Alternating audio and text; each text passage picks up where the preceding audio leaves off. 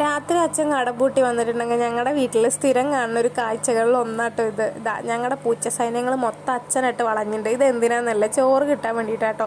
അച്ഛൻ്റെ കടറ ഷട്ടർ ഇങ്ങോട്ട് താഴ്ത്തിട്ടുണ്ടെങ്കിൽ എല്ലാവരും അച്ഛൻ്റെ പിന്നാലെ. അത് എവിടെയാണെന്നുണ്ടെങ്കിൽ ചിലപ്പോൾ പുറത്താവും. ആ സൗണ്ട് കേട്ടിട്ടുണ്ടെങ്കിൽ അപ്പം വരും അച്ഛൻ്റെ കാലിൻ്റെ ഒട്ടിക്ക് ചോറ് കൊടുക്കാൻ വേണ്ടി. ഞങ്ങൾ കൊടുത്താലൊന്നും ഒരു അങ്ങനെ കഴിക്കില്ല, അച്ഛൻ കൊടുക്കണം. അച്ഛന് ആ മീനൊക്കെ കൂട്ടി കുഴച്ച് അവിടെ വെച്ച് കൊടുത്തിട്ടുണ്ടെങ്കിൽ അവർക്ക് സന്തോഷം. ബിരിയാണി കിട്ടിയ ഫീലാട്ടോ.